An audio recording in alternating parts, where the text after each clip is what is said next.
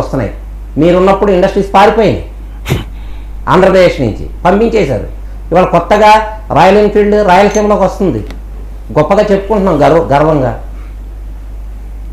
అలాంటి ఏదన్నా మీరు ఇందాక మాట్లాడారు, అది మంచిది, సబబుగా ఉంది. ఇది రైతులకి అన్యాయం జరిగింది, ఇబ్బంది పడుతున్నారు, దాని మీద దృష్టి పెట్టండి అంటాం, అది బాగుంది. ఈ రాజకీయంగా ఏంటండి ఈ అనవసరమైన విషయాలు మాట్లాడుకోవటం? ఓకే, ప్రజల్లోకి మంచిని తీసుకెళ్ళండి, రేపు ముఖ్యమంత్రిగా ఎలా ఎదగాలనేది చూడండి, ఎదిగితే మనం ముందుకెళ్తే ఎలా బాగుంటుంది అనేది చూడండి, దాని మీద మాట్లాడండి, తప్పులేదు రెడ్డి గారు. ఓకే, చిన్నప్పరెడ్డి గారు సరే ఏంటి పోసాని గారు ఏంటి మళ్ళీ నన్ను ఎవరన్నా ఏమన్నా అంటే ఊరుకోనంటారు, ఇప్పుడు ఎవరన్నారు ఆయన్ని మళ్ళీ వచ్చాడు ఆయన? పోసాని గారినే కాదు సార్, మిమ్మల్ని ఎవరన్నా మీరు ఊరుకోరు, నన్ను ఎవరన్నా నేను ఊరుకోను, ప్రసాద్ గారిని ఎవరన్నా ఎవరు ఊరుకోరు. ఆయన యొక్క విషయాన్ని ఆయన చెప్పాడు, నన్ను ఎవరన్నా అంటే నేను ఊరుకోను, నేను ఒకళ్ళు జోరు రాను, నా పని నేను చేసుకుంటా పోతాను. ఇప్పుడు ఏంటంటున్నాను సడన్ గా మళ్ళీ అంటే ఏంటి యాక్టివ్ అవుతున్నారా ఆయనని?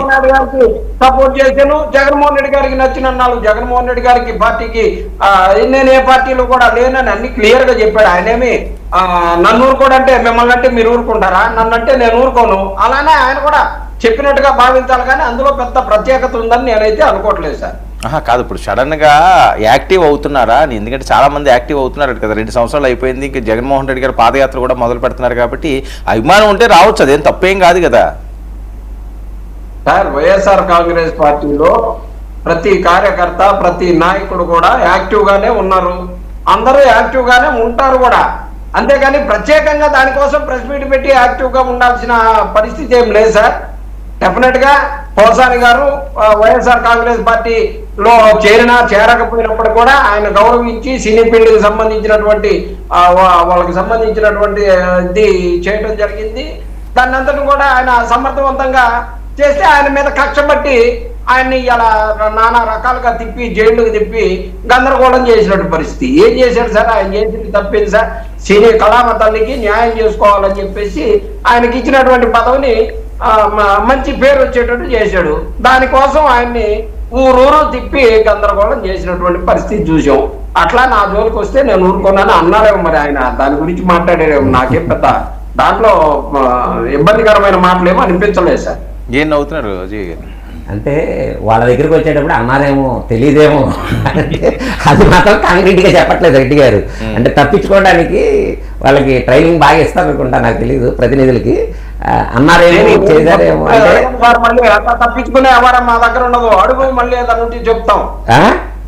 ఏమండి ఏదో అన్నారు మళ్ళీ తప్పించుకొని ఏదో మాట దళిచ్చేసి దళిత సామాజిక వర్గానికి సంబంధించి దళితులను అవమానించారన్నారు కదా. డాక్టర్ సుధాకర్ గారికి అంత జరిగితే ఆ రోజు వైసీపీ గవర్నమెంట్ లో అలా జరిగితే మాస్క్ అడిగినందుకు చంపేస్తే ఆ రోజు ఏమైందండి? దళిత సామాజిక వర్గంలో లేరా? ముఖ్యమంత్రి చంద్రబాబు నాయుడు గారు దళితుల్లో నేను అడిగేదానికి ఆన్సర్ చేయండి. ముఖ్యమంత్రి చంద్రబాబు నాయుడు గారి గురించి కాదు నేను అడిగేది. మీ ప్రభుత్వంలో మాస్క్ అడిగినందుకు డాక్టర్ సుధాకర్ గారిని చంపేస్తే మీరేం చేశారండి?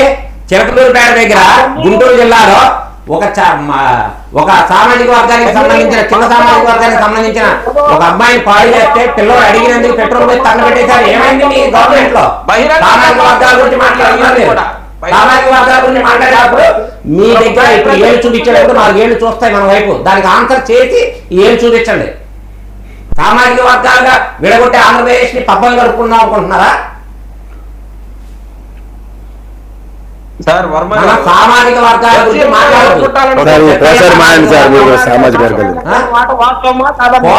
పోసాని కృష్ణమురళి గారి మీద కేసు కట్టారు. చట్ట ప్రకారం ఏం జరుగుతుందో అది చూస్తారు. ఆయన పార్టీలో ఉంటారా, పార్టీకి ఆయన అండగా ఉంటుందా, లేదా ఆయన బయటికి వెళ్తారా, ఆయన సొంత విషయం. ఓకే చెప్పండి వర్మ గారు. ఎస్ఎల్లో ఎవరు పుట్టాలని కోరుకుంటారని చంద్రబాబు నాయుడు గారు అన్న మాట వాస్తవమా కాదా? మీకు గుర్తుందా లేదా? ప్యానల్ సభ్యులకు ఎవరికైనా గుర్తుందా లేదా?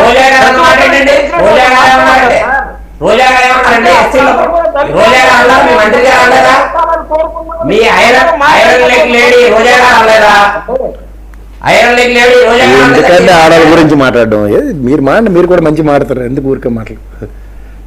సబ్జెక్ట్ పోసాని కస్టమర్లు చెప్పండి. చెప్పాం కదా పోసాని కృష్ణమురళి గారు ఆయన నిర్ణయం ఆయన తీసుకుంటారు. ఆయన ఏం చేయాలనుకుంటున్నారు ఏంటి ఆయన బాధ కలిగింది మాట్లాడతారు.